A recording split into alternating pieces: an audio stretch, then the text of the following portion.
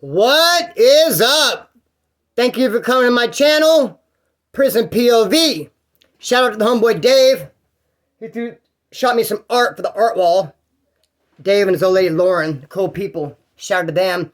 And Lauren's brother just got out of jail, staying with them and working. Say, hey, homeboy, nothing but positive energy your way. Glad you're out and you're on the right track. So, announcement, what I want to say, well, I think it's pretty significant. I'm going to, and I hope I don't bite off more than I can chew, I'm going to do a video every day for the rest of the month. Except for on Thanksgiving, of course. No. On Thanksgiving. There wasn't a day I was going to say except for. I was going to exclude one day.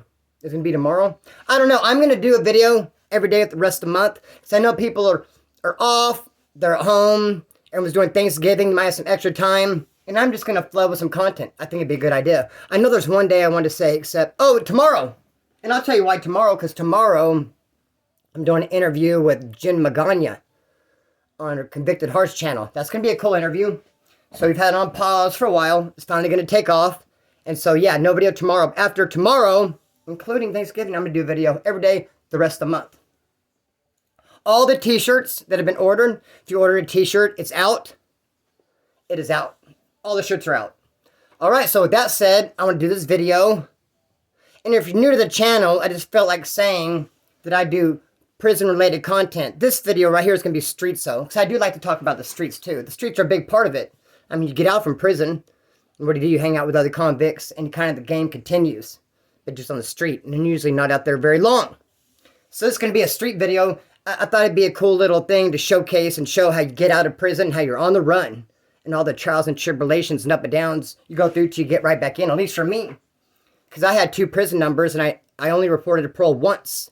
And so if you know anything about parole, how it works, you either do your time, good on the streets, give your parole that time, your parole officer, and that's how you burn up your parole. Or if you don't program your parole officer, you burn up your parole that 4 years inside, which is what I did. So I have 8 years of violations, by and large, because I would never report, except for that once, like I said. Be that as it may, so this is a street video. And I just want to say, yeah, man, I paroled from CMC West. I did a year flat. The reason why I did a year flat was for a stabbing. Instead of sticking me, no pun intended, with some hardcore felony assault charge, they literally dropped it down to brandishing a weapon and just gave me some county time to end up getting a year flat. And hey, no one was more surprised than me. I thought for sure I was going to do 435 and get a strike. And lawyer showed up and said, nope, they dropped it down to misdemeanor brandishing. Partly because I knew I was on parole and they knew I was going to go do a year flat anyway. And the police report was real funky. So many people told on me, I mentioned this before, that none of the stories lined up. They're too jacked up. And if I were to take it to court and call people and put them on the stand, I probably could beat the whole thing. So they just dropped it, get me convicted of something. I went and did that year flat. Did it at CMC West. Now, when I got out, I did have me some parole clothes. You could either have someone send in some clothes, which is what I'd had that time, and other times as well, or you could parole in your sweats, whatever you've been working out in, whatever you've been sleeping in, your own personal gray sweats you've had sent in, or someone shot you, you can wear that out, or the state will give you some funky type shit. I've never took option C, where you actually pay the money, or even if, yeah, they'll take it out of your gate money, I think, and they'll give you some weird, like, fake dickies, like khaki stuff. No, I've never done that. I've paroled in, I've had people mail me and stuff, or I've wore, like, the sweats, stuff that I could hustle out, or sometimes some brand new pants, and they used to have pockets. Anyway, the clothes are totally changing there. Now they're like pajamas, they're like elastic. They never used to be like that. They give us a belt, their pockets, they'd zip up. Things were way better back in the day. So, be that as it may, I had some dress out sent in when I paroled from CMC West. My pen pal, this girl I've been writing almost the whole time, from Santa Barbara. I mean, for the longest, she wouldn't write me back. This dude, this Southsider from Santa Barbara, gave me her hookup in reception. Said, write her, dude, write her, she's cool. So I wrote her, and she never really wrote me back. I wrote her here and there. Then when I went to the hole, I think I actually, I don't remember how I got her address. Maybe gave us our property. Anyway, I got in the hole. I really started bombarding her because I was bored, stuck in the hole. And I made her laugh a couple times. She wrote me back. We finally ended up really hitting it off. We were writing hot and heavy. Came time for me to parole. I sent her $100. Said, hey, go get this for me. This is the clothes I want. And she sent them in. And I had every intention of meeting her. But then when I got out, I got around the homeboys and I started using, I just was not interested in travel any longer. Be that as it may. So, when I left CMC West, I had a gate pickup. Well, homeboy came and got me, him and his old lady. You could either do that, a gate pickup, or you sit in the holding tanks until they decide to take you down to the bus stop. which I've done that several times. Usually isn't too bad. My first term, though, they kept us till like 2 p.m. It sucked. They pull you out at 3 a.m. They have you sit in these holding tanks waiting on your ride to go to the Greyhound station. And like I said, from 3 a.m. to 2 p.m. It was horrible. And just me and one other dude in there. And this dude was like this the whole time. He was just pacing. He was just like, ah. And I was just like this. And after a couple hours, I was doing the same thing.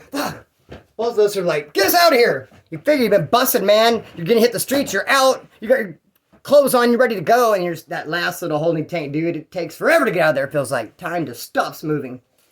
Gate pickup. Homeboy picks me up. Him and his old lady. Since I was at CMC West, San Luis Obispo, we went into the beach. Went right there to the beach. Smoked some weed. Had a good time. Drove back to his pad. Drank some beer. I was going to barbecue. I was going to stay the night there. Instead, after I got drunk, I called the homeboy Tom Tom. Deep in his addiction. Homeboy, come pick me up. Now, the people who gave me the gate pickup, and I was at their pad barbecuing, they're like a little disappointed in me. Because they were straight laced and didn't use. Like, dude, you called up your homeboy who's in his addiction. You didn't go use? I was like, yeah, pretty much. We wish you wouldn't. I go, I know you do. Anyways, he came and picked me up. We went to his pad. We're kicking it. Then him and his old lady start fighting. Oh, where could I take you, homeboy? I'm at my mom's house. So to me at my mom's house, I walk in. You're out now, Christopher? I go, yep. You're not using drugs, are you? Nah. You're not absconding on parole, are you? Nah. Never that. Definitely not. She's like, okay, come in. Well, when Tom Tom dropped me off, he dropped me off with some H and dropped me off with some white, too. It's coke. Back in the day, we used to mix that stuff. I mean, why not mix an upper and a downer? But I didn't want to do none of the white until my mom left for work the next day. Because I didn't know really how it was going to make me react. So as soon as she left the next day, I did some. And as soon as I did it, I realized that the mini blinds and the drapes were insufficient. They had almost zero protection against the prying eye. This is somewhat of a busy street. People were walking by and driving by, and they could just stare at me. I was right there on full display. So I started nailing up blankets to the wall in front of the windows. In the big window in the living room, I took the dog's blanket, his bed, what he slept on, because it fit perfect and it was big enough. So I took the dog bedding, nailed to the wall. Of course, the dog was like, you nailed my bed to the wall, homeboy, what the fuck? And then, of course, my mom came home and she was not feeling it. I ended up leaving. We weren't really getting along so much at that point. She was disappointed. I left. What did my notes say then? Yeah. Oh, no, that's messed up. Okay. Yeah. So I want to say I had bought a bright yellow VW Bug when I paroled. Old school, 70-something. It was real cool. The dude even left his wallet in there. It was like $20. I kept the $20 and I gave the wallet to my mom. I said, call this dude and get the wallet back to him, go buy his address, whatever. So I had this VW Bug. And then when my mom kicked me out, I stayed long enough to have this Bug. My mom kicked me out. I ended up selling that motherfucker because it was too bright. It's too bright yellow. I feel like I kind of messed up right now. Here's why I feel like I messed up. So I'm telling you the story. Saying that I got out and I got my mom's house. And the next day she got me out of the dog blanket and kicked me out when having it. She didn't really kick me out that fast. But that really was a start. When she saw the dog bedding to the wall. So I was there just a little bit longer. Mom extended me a little bit more courtesy. But then just by the time I had my car and shit, and by then she knew I was paroling. I mean, she knew I was absconding because the parole officer never came by. She kept saying, when's your parole officer going to come by? And I was like, oh, he's going to, I just met him at the office. Blah, blah. So she knew I was absconding and using. She's like, kick rocks. And the whole thing with me nailing the dog's bed to the wall didn't help any matters any worse. So I ended up selling my bright yellow VW Bug. I feel like I drive it and they're like, oh, there he goes. Here's Splinter. And now I'm on my Chevrolets. And I'm cruising around. And where do I go? What do my notes say happened then?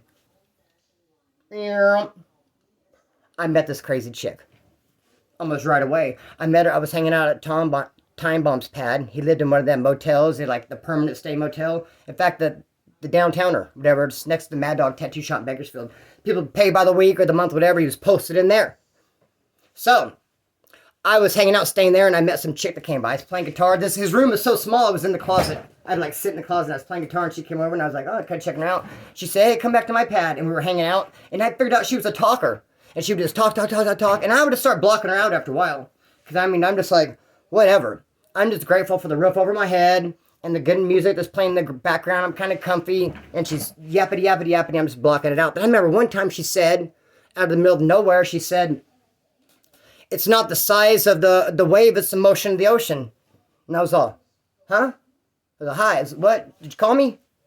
What do you mean? Because that had like some sexual connotation, I thought, because we weren't like boyfriend or girlfriend or item, because I feel like no one will make the first move. I wasn't making there were some sparks there, definitely. I would not make the first move, neither would she. So I was kind of like waiting on that, and I was like, well, there's the move. She's talking about the ocean, motion of the ocean. And, my wave. That's a Soundgarden song, by the way. So, hey, I was like, what? Hello? Were you talking to me? How can I help you? So, no. And I was like, yeah, did you say something about the ocean? Like, whoosh, the waves? She's like, no. She's like, no, actually, you know what happened? I was born with no eyes. What? I thought we were talking about the ocean. Born with no eyes. And I was like, bullshit. I'm not much of a confrontational person. Like, usually if you lie and I know you're lying, I was like, oh, whatever, I'll roll with it. Usually I'm like, born with no eyes, that's cool. But this time I was like, bullshit. I'm calling bullshit on it. But then she produced pictures of her as a newborn with all these wrappings on her eyes, which I thought was kind of trippy. And I continued to stay there anyway, and it was strange. I ended up stealing her neighbor's truck. And when I stole the neighbor's truck, this other dude went to jail for it. Because we ended up running, and I was faster, and he got caught. But hey, my bad, what am I supposed to do? And his dad was calling around everyone, bitching and complaining. Got a hold of Tom. Said, that's bullshit, my son went to jail. He thought he was going to work. Splinter said that was his work truck, and he had a job ready. He was going to take him to work. And Tom said, dude, if he thought the Splinter had a job lined up and that was his work truck, he deserves to be in jail. Because duh, I stole that motherfucker truck. Everybody knows that. And so yeah, he got busted. I'm back at that chick's house. I still got the keys though. She ends up with the keys and she's trying to sell them. Trying to sell the keys to the stolen truck that the people got back to this guy. And I'm like, dude, I wouldn't buy him. He thinks I'm hating, like I'm wanting for myself. Because I mean, they changed the locks. When you think? Stole that truck like a couple months ago. They got the truck back. You think the keys are still going to work? Why wouldn't they get new keys? They don't even have the keys no more. We do. So I'm sure they're going to... I was like, dude, I wouldn't buy those keys. And he thinks I'm hating. So I kind of just quit hanging out there. It just got kind of weird there. She did me dirty, and I did her dirty. And yeah. But he was real pissed that he went to jail for that truck. But hey, shit happens. Just like when I was at CMC West, the dudes from IE did a battery. Did a removal on the yard. I was on the yard when it happened. I was talking to homeboy Mike, who I was at Wasco A-Yard with. He's from Santa Barbara, and we were right there talking in front of buildings 3 and 4. All of a sudden, get down on the yard, get down the yard. We're down, we're proned out. I see him, they take the victim away. He's all beat up. They don't have anybody handcuffs. I guess they don't have the guy. And say, get up. And sometimes they'll say, resume normal program. That means get up, and like move around and walk around. Or they'll say, return to your barracks. Put this motherfucker on lockdown, start looking at everybody's knuckles and shit. And that's what they did. Turn to your barracks. I'm there, I'm on the top bunk. They're coming around, searching knuckles. I happen to have a zit I was messing with. Some little, the water in there is funky, whatnot, this and that. I'm like messing with this freaking zit. They see that and check it for knuckles. And one of the dudes who did the removal had a big comb and eyebrow piercing. And it looked like this tattoo. Like if you were to look quickly, like a big comb in your eyebrow, that. So, they came and snatched me up and arrested me, put me in R&R, going to send me to the hole for that battery that I didn't do. The dudes from IE did. My homeboys were pissed. But what can they do? They can't go tell the guys from IE, hey, go tell the cops it was you, get my homeboy out of the hole. I ended up coming out of R&R. I didn't go to the hole. It took like an hour for them to clear it up. I can't remember how they did clear it up. But, yeah, homeboy went to jail for that truck. I quit hanging out with that weird-ass crazy chick. And then, what do my notes say from there? I don't know, man. Yeah. Anyways, oh yeah. So, you know what happened? I hung him up in like a weird different order. So, anyway, be that as it may. Anyways, I ended up going by this older chick I knew. You know how I said like older? There's a language, I can't remember what language, but it's like if you say like away, they don't have like distance. But the longer you say away, or you over there. But if you say over there, it's close. Or if you say over there, it's far away. You get it? Like over there, it'd be right here. Or over there. They don't say like over there 2 feet, over there a mile. It's how they say over there.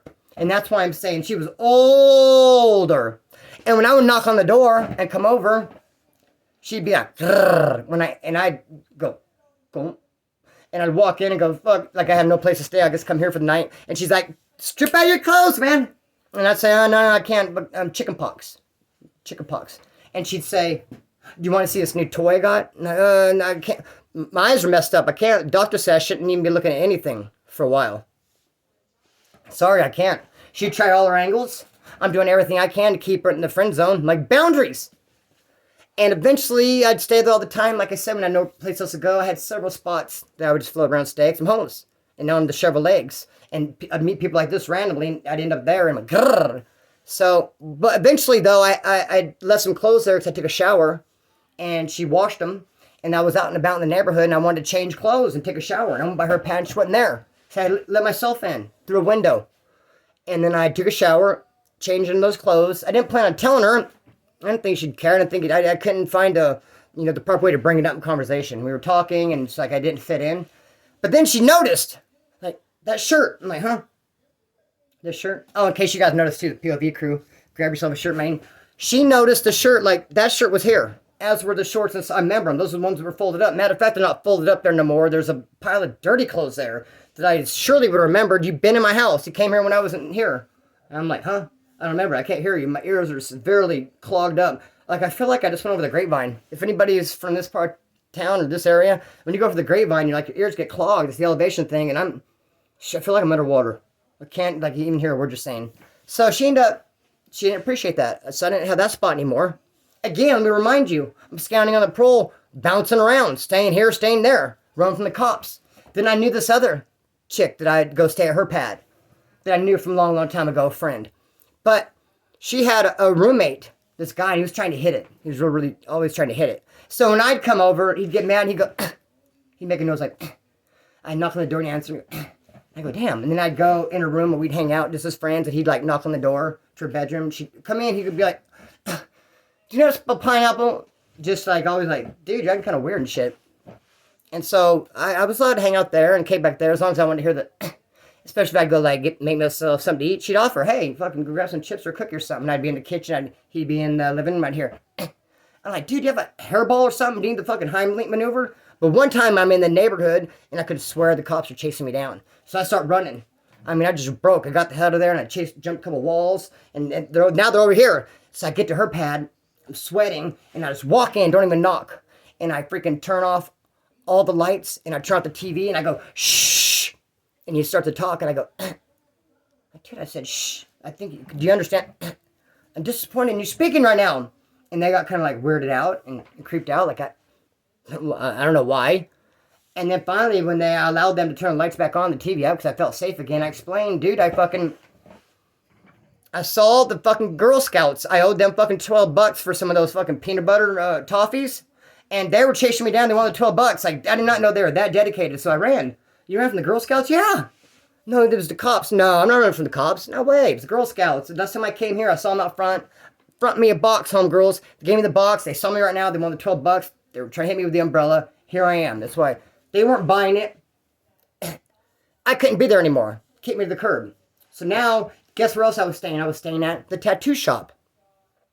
They'd literally lock me in at night. Mad Dog Tattoo. I'd go there, because they tattooed to 1 in the morning, whatever, about the bars close.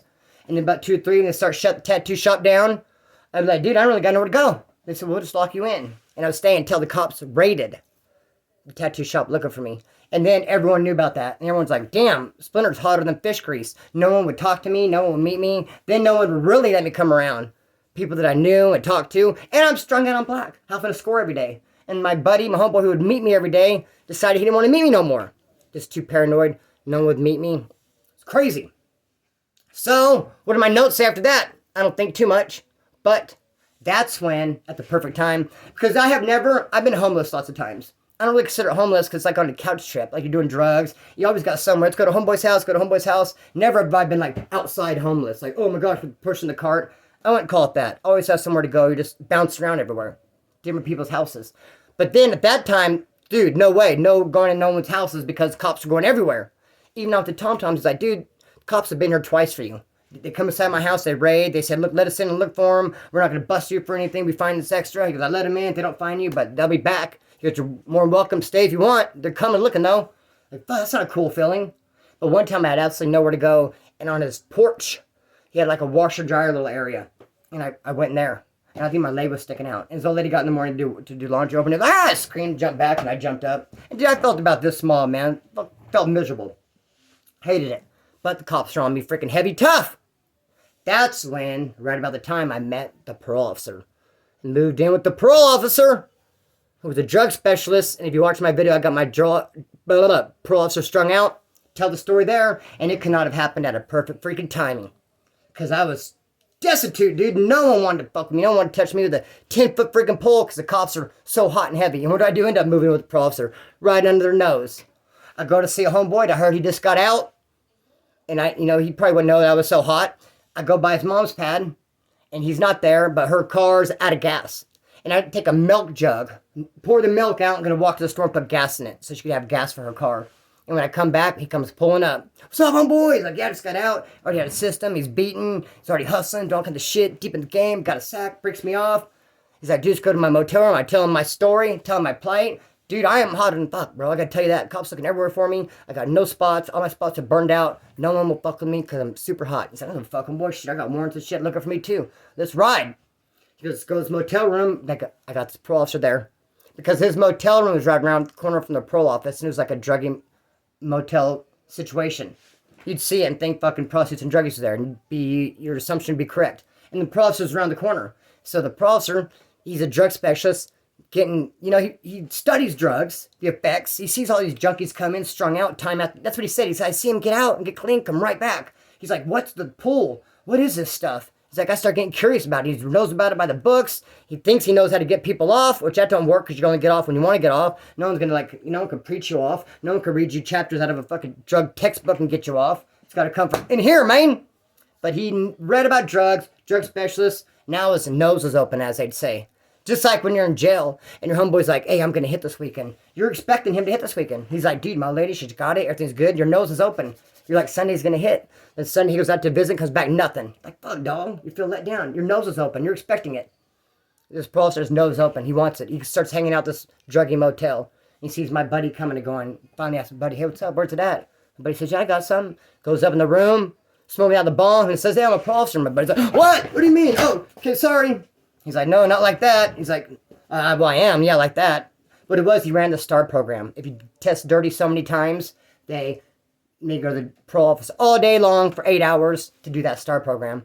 And it's funny, when I finally moved in with him, I would see the list for the people on the STAR program, and he would call them and say, hey, you do not have to come to this no more. Or they'd show up one time, he'd say, don't worry about it, you're good. It'd be 30 days long, it'd suck. Would you want to go 30 days long, 8 hours a day in a class, or would y'all be running amok? So I'd get people out of it. And they didn't know why, though. They had no idea. So, anyways, then I end up going in there. Then he has to go do something, and I can't go with him. So now it's just me and this sponsor stuck in this room. He starts telling me he's a hardcore alcoholic. Cause now he's all lit up. I'm telling him I'm a heroin addict. He's like, I can get you off the heroin. I was like, I don't think you can. I was like, well, I can get you off the alcohol. He's like, I don't think you can. And he gave me his number, and I forgot all about it. I used to wear wristbands back in the day. Like, people playing their tennis, and I'd poke holes in them. And I'd hide, drugs and stuff in them. I put his number there. 3-4 days later, I was out and about, really nowhere to go, because no one would fuck with me. And I remembered, I called him. His ass came and got me. And he had a whole week off of work for some reason. And I went to his pad, and pretty much, I don't know, man, what you'd call it, but it is like, there's a thing where people take over houses. And that's kind of like what I did. I went and I just took his house over. It was real dirty. He had all the junk mail. He would just check and just put on the ground, his piles. I was like, dude, clean your fucking pad up, homeboy. This is disgusting. And I went and picked this is my room, and I just set it up shop. This is my pad. I had my old lady coming over, who he couldn't stand, because he had a handmade quilt his grandma made. It's been in his family since 1900s, and it was folded up, and it was tucked real nice in his drawer. She liked it. She liked the way it felt on her skin. She's like, where's that fucking quilt? And it's November, December out, she'd come over, and she'd grab that motherfucker, and she'd snuggle up, and he'd come home from work and see her in the quilt. He'd be heated. We got blankets galore. I'll go buy a blanket. That's from the 1900s. This is my grandma. And she's like, I know, that's why I like it, dude. It's so freaking comfy. What is this, cashmere? So they would totally bump heads, but I took the pad over. I took the car over. The only thing I did, I was wanting to drop him off at work, but I'm not pressing my luck. Drop him off at the parole office. Someone happened to see me, pull away. But anyways, yeah, got him strung out on black. Took his pad over. Ended up getting his house raided. OD'd him twice. If you hear the story, I'm kind of, going through it a little bit because I think I have a lot of new subs and a lot of new people. So that's why I'm kind of going over a little bit. I know some of you guys, a lot of you guys have heard this as well. But anyways, I guess we're going to stop there. So yeah, did I say how?